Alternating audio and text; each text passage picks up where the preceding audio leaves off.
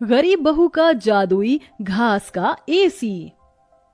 एक छोटे से गांव में सरिता अपनी बहू और अपने गरीब परिवार के साथ रह रही थी। बेटा, आज हमें ये रात को सारा काम खत्म करना होगा, कल ये सारा ऑर्डर का सामान जाएगा। माँ, मैं तो कोशिश कर ही रहा था लेकिन घास ही खत्म हो गई। अब आप ही बताओ ना, मैं क्या करूँ? हमारे पास और कोई चारा नहीं है, हमें जंगल से और घास काट कर लानी होगी। इस समय जंगल में जाने का फायदा नहीं है, कभी भी कुछ भी हो सकता है। जंगली जानवर रात के समय ही बाहर निकलते हैं। अजय बिल्कुल सही कह रहा है बहू। अरे माँ जी, हम 2 लोग अगर जाएंगे तो कोई जानवर पास नहीं आएगा, और फिर इतनी जल्दी कोई जानवर हमला नहीं करता। हमें ये ऑर्डर कल देना है, आप ये भी तो सोचिए। लेकिन बहू। माँ जी, आप चिंता मत कीजिए, कुछ नहीं होगा, बस आप बच्चों के पास ही रहना और उनका ख्याल रखना। अगर ये ऑर्डर नहीं गया तो बच्चों के लिए हम गर्मी से बचने के लिए कूलर भी नहीं खरीद पाएंगे। सरिता की बहू भाविका और उसका बेटा, वो तीनों घास से पंखे कूलर बनाने का काम किया करते थे, इसलिए उन्हें घास की जरूरत पड़ती थी। वह आधी रात के समय जंगल में जाते हैं।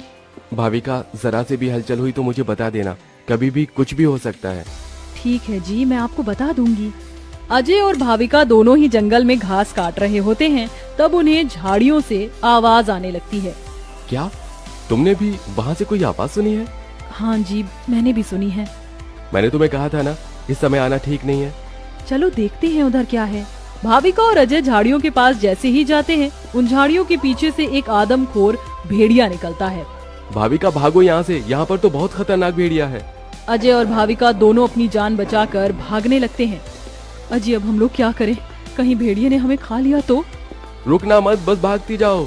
भागते भागते वो दोनों जंगल से किसी तरह बाहर निकल आते हैं और भेड़िया उनका पीछा छोड़ देता है।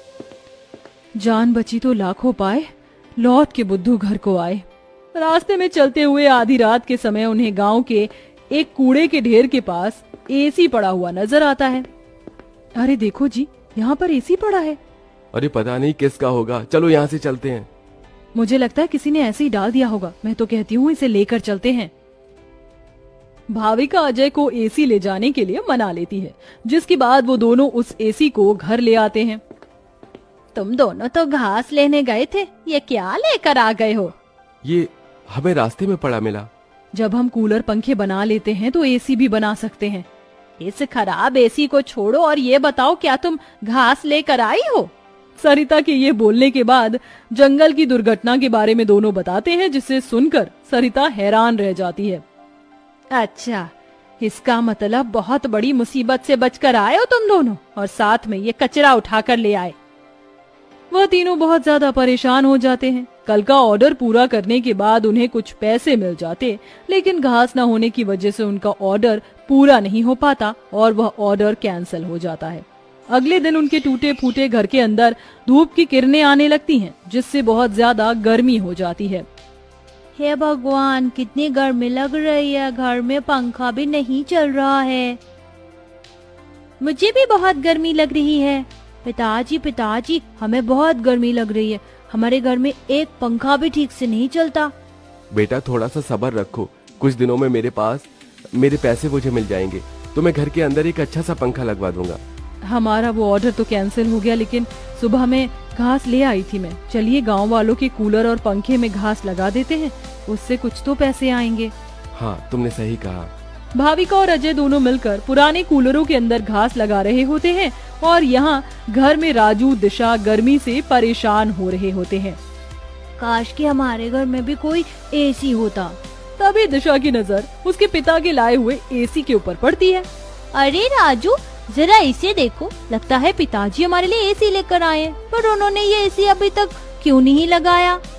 क्योंकि ये एसी खराब है, बस इसीलिए। कल रात तुम्हारे माता पिता को ये कूड़े करकट में मिला था। ये सुनने के बाद राजू इस बात से तो खुश होता है कि उसके पिताजी पुराना ही सही, कम से कम एक एसी तो घर पर लेकर आए। कुछ देर बाद वह अपने दोस्तों के पास खेलने चला जाता है। ढोलू, कहाँ हो तुम? चलो खेलते हैं। आज मैं नहीं आ सकता, बहुत गर्मी है, और इतनी गर्मी में मेरा मन नहीं कर रहा है आने का, क्योंकि मेरे घर के अंदर एसी लगा हुआ है। मैं उसकी ठंडी हवा में ही बैठना चाहता हूँ। क्या कहा? तुम्हारे घर के अंदर भी एसी है? हाँ, और हमारा एसी बहुत अच्छा चलता है, बहुत ठंडा कर देता है घर को।